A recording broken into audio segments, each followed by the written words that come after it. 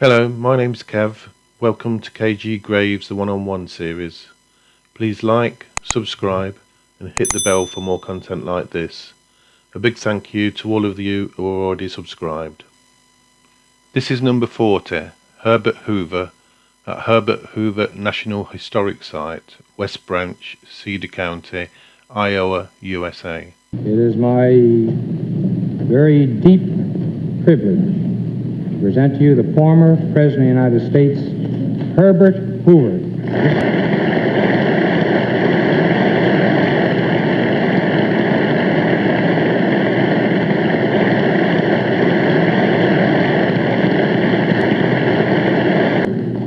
Sullivan, it's really a great pleasure to have an opportunity to thank you and the many others in the play business for the opportunity they have given to General Clay.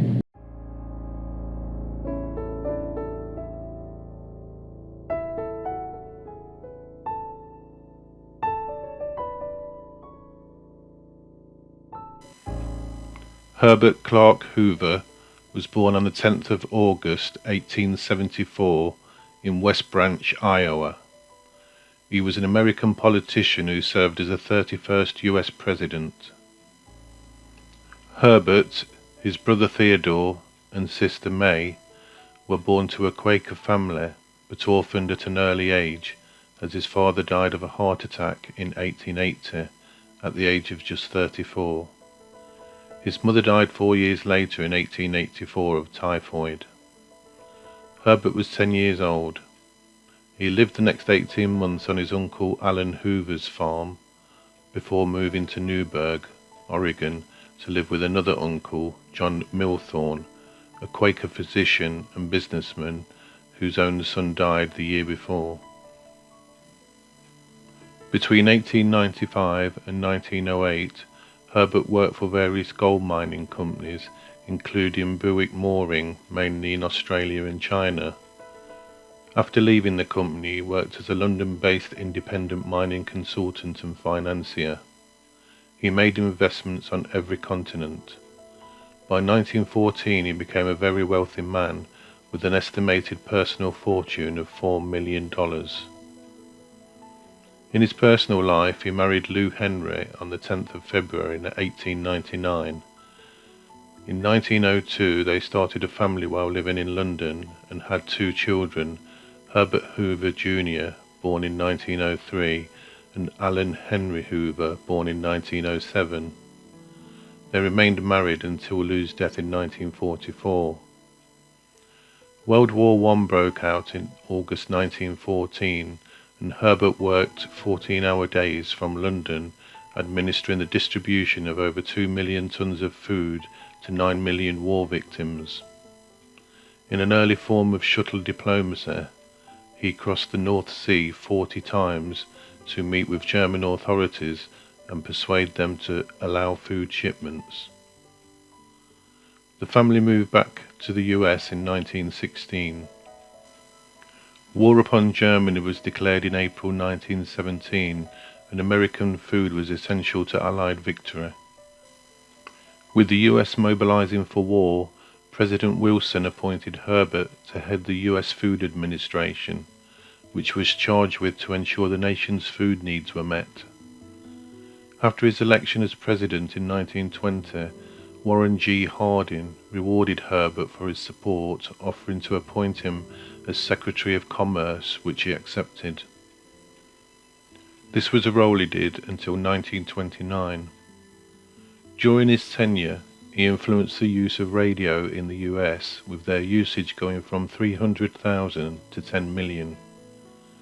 He was also influential in the development of air travel, encouraging the use of emergency landing fields, runway lights, and radio beams. He also suggested that farmers should use aircraft for crop dusting. Herbert went on to host national conferences on street traffic collectivity known as the National Conference on Street and Highway Safety.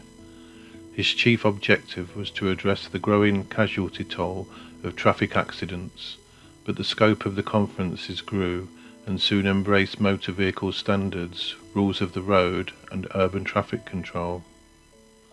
Herbert was also responsible for establishing over 100 tent cities and a fleet of 600 vessels, and raising $17 million to help during the Great Mississippi Flood of 1927. He quietly built up support for a future presidential bid throughout the 1920s, but he carefully avoided alienating Calvin Coolidge, who was eligible to run for another term in the 1928 presidential election. However, he decided against another term, and so Herbert ran for election. He maintained polling leads throughout the 1928 campaign, and he decisively defeated Al Smith on election day, taking 58% of the popular vote and 444 of the 531 electoral votes. He started his 4-year tenure as the 31st US President on the 4th of March 1929. In late October 1929, the stock market crash of 1929 occurred, and the worldwide economy began to spiral downward into the Great Depression. The causes remain a matter of debate, but Herbert viewed a lack of confidence in the financial system as the fundamental economic problem facing the nation. By the end of 1930, the national unemployment rate had reached 11.9%. But it was not yet clear to most Americans that the economic downturn would be worse than the Depression of 1920-1921. A series of bank failures in late 1930 heralded a larger collapse of the economy in 1931. By mid-1931, the unemployment rate had reached 15%, giving rise to growing fears that the country was experiencing a depression far worse than that recent economic downturn. A reserved man with a fear of public speaking, Herbert allowed his opponents in the Democratic Party to define him as cold, incompetent, reactionary, and out of touch. The economy continued to worsen, with unemployment rates nearing 23% in early 1932, and Herbert finally heeded calls for more direct federal intervention. In January 1932, he convinced Congress to authorize the establishment of the Reconstruction Finance Corporation, RFC, which would provide government-secured loans to financial institutions, railroads, and local governments. In the re-election campaign of 1932, the Democrats attacked Herbert as the cause of the Great Depression and for being indifferent to the suffering of millions. He originally planned to make only 1 or 2 major speeches and to leave the rest of the campaign to proxies, as sitting presidents had traditionally done. However, encouraged by Republican pleas and outraged by Democratic claims, he entered the public fray. In his 9 major radio addresses, he primarily defended his administration and his philosophy of government, urging voters to hold the foundations of experience and reject the notion that government intervention could save the country from the Depression. In his campaign trips around the country, he was faced with perhaps the most hostile crowds ever seen by a sitting president. Besides having his train and motorcades pelted with eggs and rotten fruit, he was often heckled while speaking, and on several occasions the Secret Service halted attempts to hurt him, including capturing one man approaching him carrying sticks of dynamite, and another already having removed several spikes from the rails in the front of the president's train. Herbert's attempts to vindicate his administration fell on deaf ears, as much of the public blamed his administration for the Depression. In the electoral votes, he lost 59 to 472, carrying 6 states. He won 39.7% of the popular vote, a plunge of 26 percentage points from his result in the 1928 election. Herbert's US presidential term ended on the 4th of March 1933.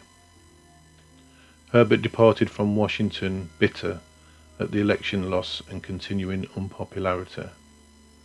As Coolidge, Harding, Wilson and Taft had all died during the 1920s or early 1930s, and Roosevelt died in office.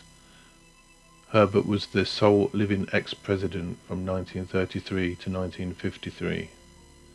He and his wife lived in Palo Alto until her death in 1944, at which point he began to live permanently at the Waldorf Astoria Hotel in New York City. Next he started to write and wrote more than 24 books. Only 58 when he left office, Herbert held out hope for another term as president throughout the 1930s, but this did not happen. During a 1938 trip to Europe, he met with Adolf Hitler and stayed at Hermann Goering's hunting lodge. He expressed dismay at the persecution of Jews in Germany and believed that Hitler was mad. After the September 1939 invasion of Poland by Germany, he opposed US involvement in World War II. Much to his frustration, he was not called upon to serve after the United States entered World War II due to his differences with Roosevelt and his continuing unpopularity. He did not pursue the presidential nomination at the 1944 Republican National Convention, and, at the request of Republican nominee Thomas E. Dewey, refrained from campaigning during the general election. In 1945, he advised President Harry S. Truman to drop the United States' demand for the unconditional surrender of Japan because of the high projected casualties of the planned invasion of Japan, although Herbert was unaware of the Manhattan Project and the atomic bomb. After the Second World War and in the 1950s, Herbert was offered various posts which he turned down. Again, in the early 1960s, President John F. Kennedy offered him various positions, but again these were declined. He was personally distraught by Kennedy's assassination in 1963. Herbert faced 3 major illnesses during the last 2 years of his life, including an August 1962 operation in which a growth on his large intestine was removed. He died on the 20th of October 1964 in New York City following massive internal bleeding at the age of 90. At the time of his death, Herbert had been out of office for over 31 years, 11,550 days altogether. This was the longest retirement in presidential history until Jimmy Carter broke the record in September 2012. He was honoured with a state funeral, which was attended by President Lyndon B. Johnson and former Presidents Truman and Eisenhower.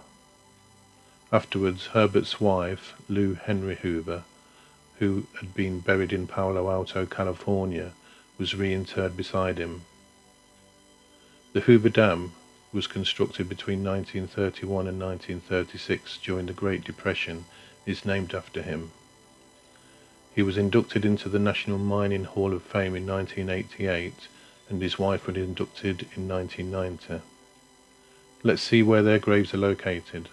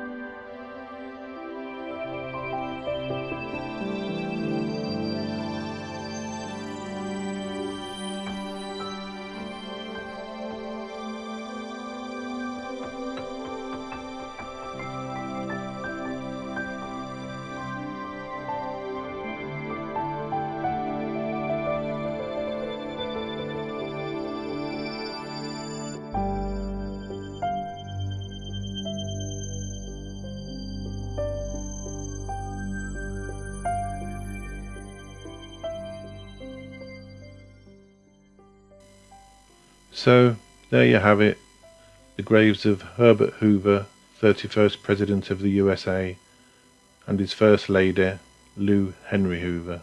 If you have enjoyed watching this video, then please like, subscribe and hit the bell for more content like this. Thank you for watching. See you on the next one.